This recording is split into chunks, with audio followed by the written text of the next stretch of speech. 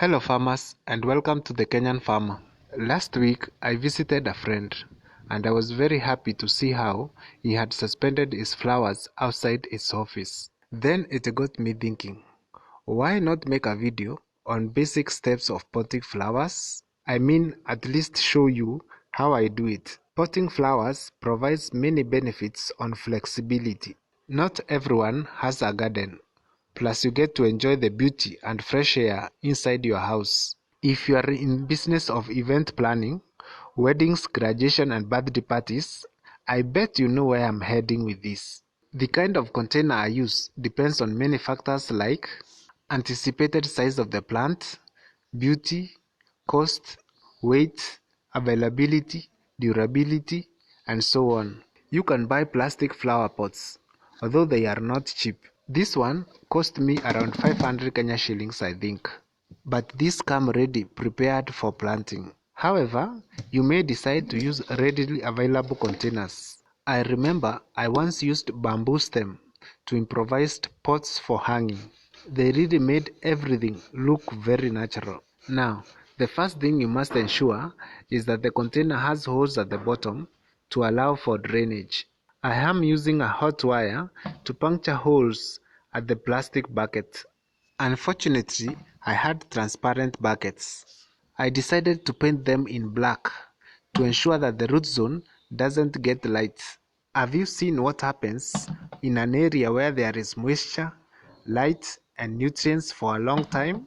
Some other organisms grow, bringing unwanted competition to our plant roots too. I had to say this because I know not everyone was raised in a farm setup dealing with plants like me. The basics matter too.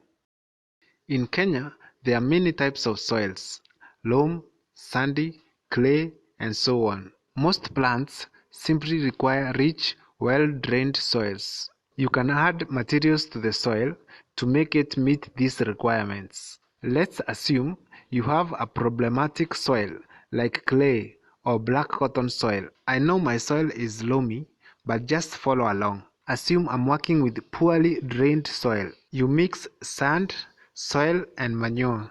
Sand is crucial in improving drainage. This has to be mixed uniformly with the soil. I am using dry soil. When you are working with dry soil, it's always easy. Trust me. The next step involves adding the farmyard manure. I must say, it's best to use well-composted manure. Manure has many benefits that requires its own video. Word of caution to new farmers: don't be too quick to use the chicken manure during planting. It's like using CAN in planting. Please, not at this stage. Now, you can add some phosphorus fertilizer like DAP, like a teaspoon for a 20-liter bucket volume of soil. You have to ensure that you mix the medium uniformly.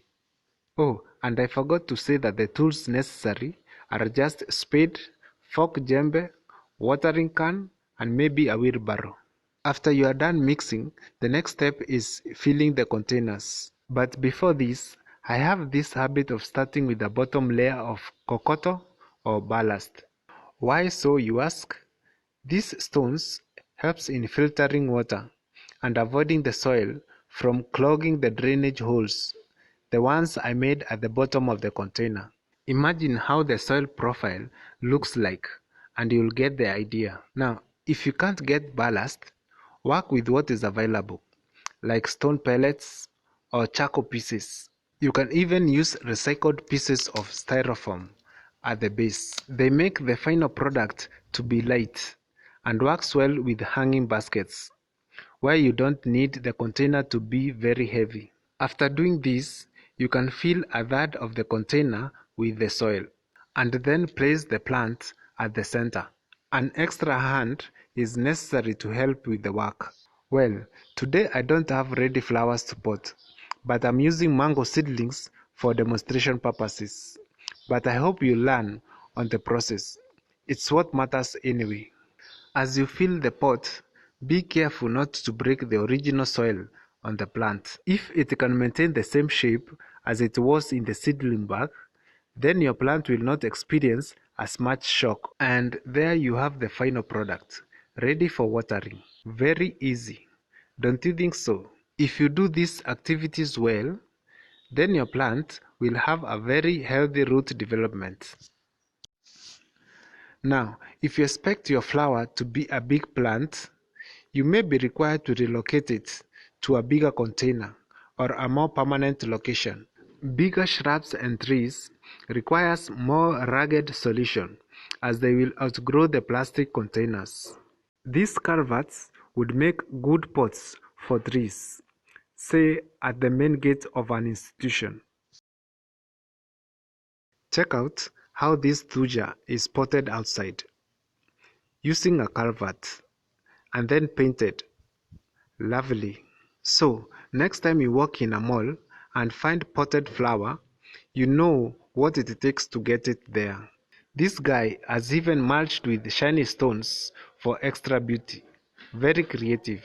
This works especially for the kind of clients who are like, I like flowers, but I don't like sea soil in my house. Anyway, I hope you have learned something. Remember to like, share, and subscribe. And if you can support my online activities, I will be grateful too. Thank you for watching. See you again, and God bless you.